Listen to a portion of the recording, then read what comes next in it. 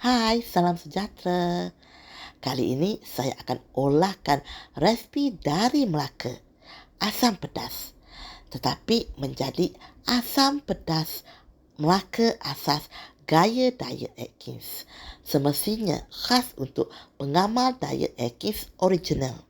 Kenapa asas? Sebab saya tidak memasukkan sebarang jenis sayur-sayuran walaupun yang lulus untuk pengamal diet Atkins.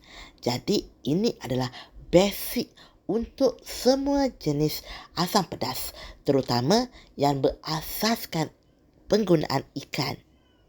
Tetapi dalam masa yang sama masih lulus 100% gaya diet Atkins original. Untuk menu kali ini, saya hanya menggunakan ikan dan saya memilih ikan kembung.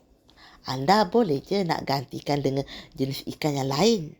Tetapi untuk pengamal diet Atkins original, elakkan 5 jenis ikan ini, iaitu ikan pari, ikan cuka, iaitu ikan pari jenis kecil tu, ikan sembilan, ikan haruan dan juga ikan keli.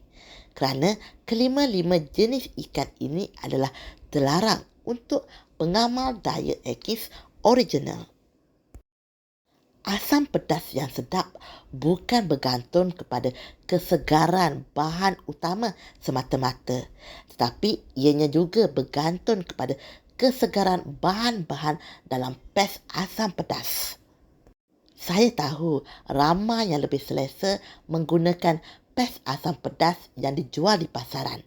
Sedangkan ianya adalah terlarang untuk pengamal diet Atkins kerana ianya telah pun dicampurkan dengan bahan perasa seperti MSG dan juga garam yang lebih dari kesihatan, pemanis dan juga bahan kimia pemakanan seperti perasa, pewarna, perisa dan juga pengawet yang mana memanjangkan tempoh pes asam pedas. Itu adalah terlarang untuk pengamal diet Atkins.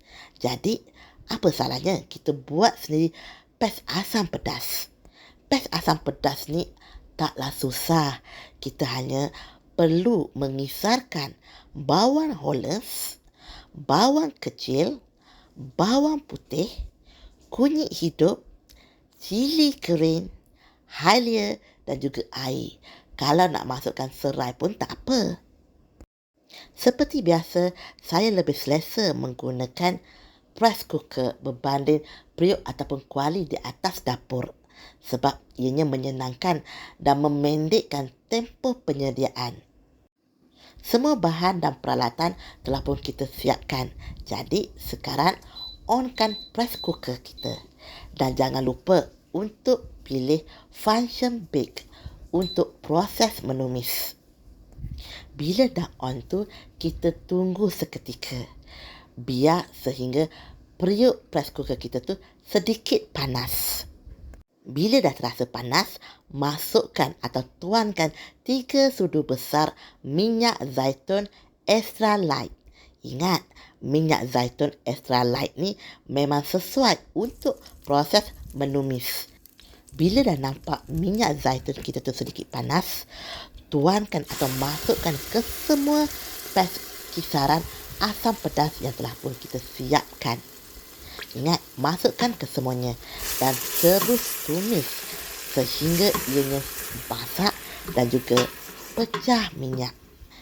Ini mengambil sedikit masa tau, tetapi pastikan sehingga ianya benar-benar pecah minyak. Dan selalu kacau sebab kita tak nak ada yang hangus. Bila dah nampak pecah minyak tu dan sedikit kering, jangan lupa masukkan 1 cube stok ikan Atkins homemade. Sebaiknya elakkan penggunaan cube stok ikan yang dijual di pasaran kerana ianya telah mengandungi bahan kimia pemakanan yang semestinya adalah terlarang untuk pengamal diet Atkins seperti kita. Jangan lupa untuk tumis sehingga ianya benar-benar naik bau, semerbak dan sedikit kering lagi. Bila pes kita tu kelihatan kering, Tuangkan 500 ml air kosong. Lepas tu terus kacau. Biar kesemua pes itu larut dalam air. Biar ianya benar-benar larut tau. Kemudian masukkan daun kesum.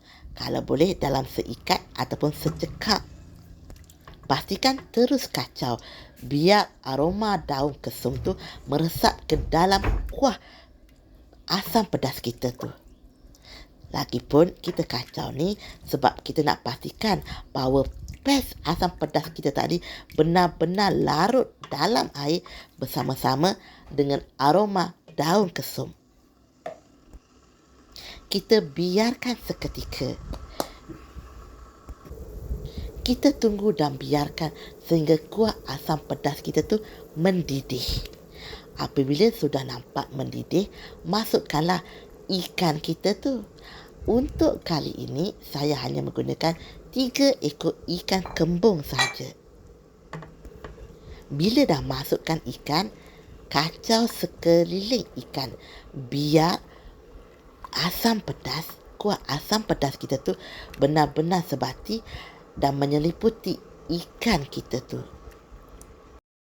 Kita tutup periuk kita tu dan pilih function fish. Yang mana function fish ini memang khas untuk menu yang berasaskan ikan. Yang mana hanya mengambil masa 8 minit sahaja.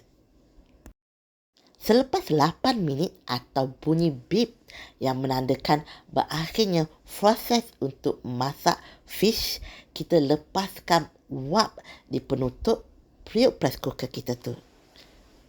Tunggu sehingga kesemua wap dilepaskan. Kemudian buka periuk. Sebaik buka periuk tu, kita kacau sedikit kuahnya. Sebab kita nakkan kesemua kuah benar-benar serasi dan menyeliputi ikan kita tu. Barulah asam pedas kita ni benar-benar kicks. Dan akhirnya siaplah menu untuk pengamal Diet Atkins original, iaitu asam pedas Melaka asas gaya Diet Atkins, yang mana memang 100% lulus Diet Atkins.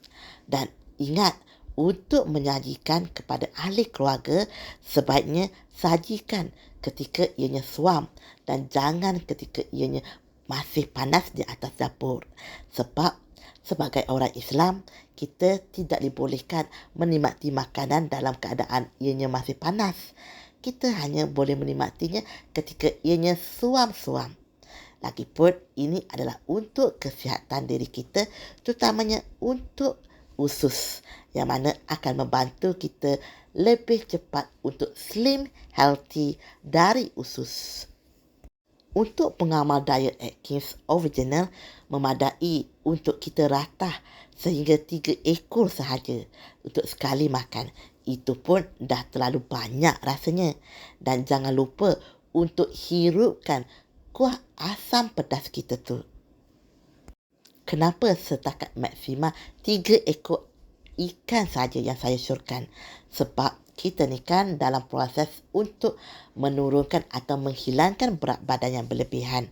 Selain dari pengawalan bahan-bahan untuk masakan, kita juga perlu mengawal nafsu.